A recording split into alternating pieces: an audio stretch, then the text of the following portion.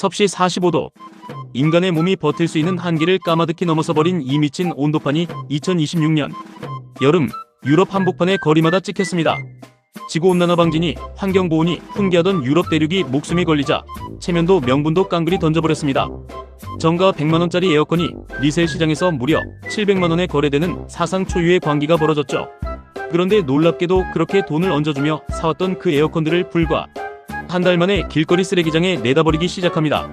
없어서 못 살 땐 언제고 대체 왜 한 달 만에 집어던졌을까요? 그리고 더 황당한 건 시장을 통째로 싹쓸이한 중국 기업들이 정작 손에 쥔 돈은 커피 몇 잔 값에 불과했다는 사실입니다. 그 사이 남들이 피 터지게 싸우는 판 뒤에서 진짜 100조 5원짜리 노다지를 조용히 집어삼킨 건 다름 아닌 한국 기업들이었습니다. 화려한 숫자에 속아 손해만 본 유럽의 비싼 수업료, 그리고 아무도 몰랐던 무대 뒤 진짜 승자의 비밀.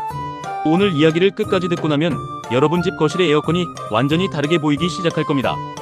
이 사달을 이해하려면 먼저 유럽이라는 거대한 대륙에 왜 에어컨이 단 한 대도 없었는지를 알아야 합니다. 숫자로 보면 정말 기가 막힙니다. 유럽 전체를 통틀어 집안에 에어컨이 있는 비율은 고작 20% 안팎. 미국이 90%를 넘고 한국이 사실상 100%에 육박하는 걸 생각하면 그야말로 냉방 무풍지대였던 셈이죠. 이유는 단순했습니다. 원래 서늘했던 기후도 기후지만 지은 지 100년이 넘는 석조 건물이 수두룩해서 외벽에 구멍을 뚫고 실외기를 다는 것 자체가 불법이었기 때문입니다. 거기에 세계에서 가장 비싼 전기요금까지 가로막고 있었으니 환경을 지키자는 그럴듯한 명분 뒤에는 결국 미친 전기료 고지서에 대한 공포가 숨어 있었던 겁니다. 그런데 45도라는 살인적인 폭염이 덮치며 사람이 쓰러져 나가자 이 까다로운 틈새를 기가 막히게 파고든 게 바로 중국 기업들이었습니다. 벽에 구멍을 뚫을 필요도 없고 실외기도 필요 없는 이동식 창문형 에어컨을 대량으로 내던진 것이죠. 단순히 싼 값에 밀어붙인 게 아니었습니다.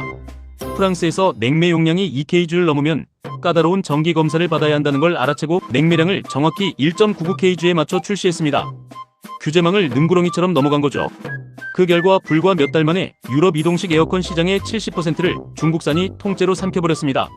그런데 완벽해 보였던 이 중국산의 승전보는 딱 한 달 만에 끔찍한 비명으로 바뀝니다.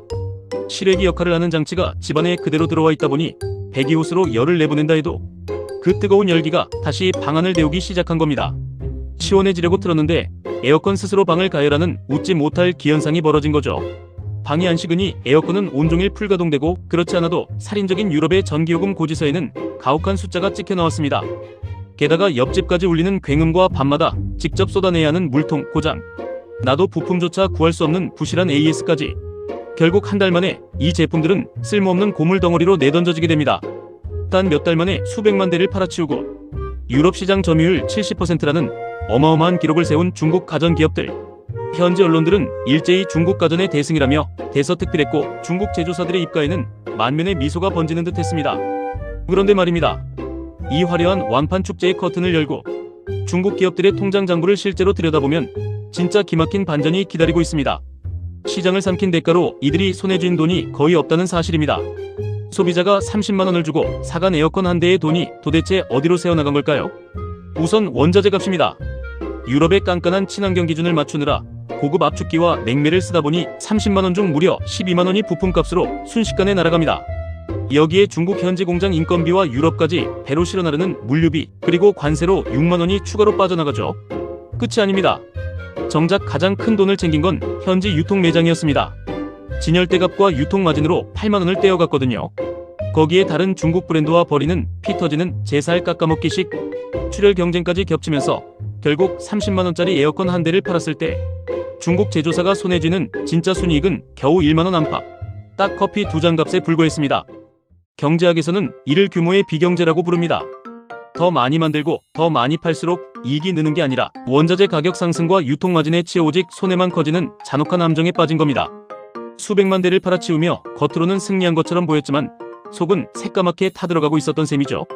게다가 중국 내수 시장의 부동산 침체로 안방에서조차 매출이 깎여나가자 유럽 특수는 실속 없는 빈 껍데기에 불과했습니다. 그런데 바로 이 시점, 남들이 1만원짜리 마진을 놓고 진흙탕 싸움을 벌일 때 무대 뒤에서 소리 없이 거대한 돈통을 열어젖힌 이들이 있었습니다. 한국 기업들이 노린 건 당신 거실의 에어컨이 아니었습니다. 중국산 이동식 에어컨이 유럽 전역을 휩쓸 때 수많은 언론은 한국 기업들을 향해 조소를 보냈습니다. 세계 최고의 가전기술을 가진 삼성과 LG가 이 노다지 시장을 중국에 완전히 빼앗겼다며 비아냥거렸죠. 하지만 이건 패배가 아니었습니다. 한국 기업들은 뛰어들지 못한 게 아니라 처음부터 안 뛰어든 것이었습니다. 한 대 팔아 1만원 남는 싸구려 진흙탕 싸움에 뛰어들어 브랜드 가치를 갉아먹느니 싸움터 자체를 통째로 바꿔버리기로 작정한 겁니다. 두 회사가 정조준한 건 당장 눈앞에 이동식 에어컨이 아니라 유럽 정부들이 사활을 걸고 밀어붙이는 고효율 친환경 냉난방 시스템, 즉 히트펌프 시장이었습니다. 삼성이 무려 2조 원이 넘는 거액을 던져 유럽 60년 전통의 대형 공조기업 플렉트그룹을 통째로 삼킨 진짜 이유가 바로 여기에 있었습니다. 단순히 가전 몇 대 더 팔겠다는 게 아니라 유럽 대륙의 거대한 초대형 빌딩과 상업시설의 숨통을 쥐고 있는 냉방 인프라 자체를 뿌리부터 집어삼킨 것이죠. LG 역시 유럽 주요 도시의 대규모 주택단지에 공조 시스템을 통째로 공급하는 거대 비비 계약을 연속으로 따냈습니다. 이동식 에어컨은 한 대 팔고 끝이지만 이런 대형 공조 시스템은 한 번 깔면 향후 20년 동안 부품 교체와 유지보수 마진이 줄줄이 딸려옵니다. 거실 한 구석의 에어컨과 도시 전체의 공조 시스템 싸움의 체급 자체가 달랐던 겁니다. 그리고 한국 기업들이 숨겨둔 진짜 100조 원짜리 카드, 그 끝판왕은 바로 AI 데이터 센터였습니다. 24시간 미친 듯이 열을 뿜어내는 AI 서버는 시키지 않으면 몇 분 만에 녹아내립니다. 중국이 이동식 에어컨 몇 대에 목숨을 걸 때 한국 기업들은 지구상에서 가장 뜨겁고 무서운 AI의 열기를 식히는 100조 원대 데이터 센터, 냉각 시장의 열쇠를 거머쥐었던 겁니다. 싼 맛에 사봤다가 낭패를 본 유럽 소비자들이 결국 제대로 된 걸 사자며 한국의 프리미엄 제품으로 눈을 돌리기 시작했습니다. 판을 크게 읽고 무대 뒤 진짜 돈통을 노린 전략. 이것이 바로 폭염 속에서 삼성과 LG가 조용히 미소 지을 수 있었던 진짜 이유였습니다. 45도 폭염이라는 사상 초유의 재앙 앞에서 벌어진 이 드라마 같은 소동. 정가 100만원짜리가 700만원까지 뛰었다가 단 한 달 만에 길거리에 버려졌던 이 사건은 결국 화려한 겉모습과 눈앞의 가격표에만 혹했던 이들이 치른 아주 비싼 수업료였습니다. 당장 숫자를 많이 올리는 건 기술 없이도 돈을 퍼부으면 가능할지 모릅니다. 하지만 진짜 승부는 눈앞의 판매 숫자가 아니라 오래 믿고 쓸 수 있는 압도적인 기술력과 완벽한 사후 관리에서 갈린다는 사실을 유럽 사람들은 뼈저리게 깨달은 것이죠. 물론 중국을 마냥 무시할 수는 없습니다. 그들의 정밀한 규제 회피와 시장 기획력은 무서울 정도로 치밀했고 가전에서 시작된 신뢰가 스마트폰과 전기차로 넘어가는 도미노 효과는 지금 이 순간에도 현재 진행형이니까요.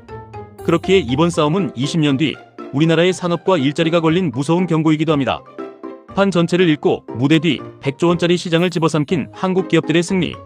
이건 멀리 있는 남의 나라 이야기가 아니라 매달 고지서를 받아들고 미래를 준비하는 우리 모두의 이야기입니다. 당장 눈앞의 싼 가격을 선택할 것인가? 아니면 오랜 시간 가치를 증명할 진짜 실력을 선택할 것인가? 자, 이제 마지막으로 여러분에게 묻고 싶습니다. 지금 여러분 집 거실에 걸려있는 에어컨은 과연 어느 나라 제품인가요? 그리고 다음에 새로 바꾼다면 여러분은 과연 무엇을 먼저 보시겠습니까? 여러분의 생각을 댓글로 남겨주세요. 지금까지 시청해주셔서 감사합니다.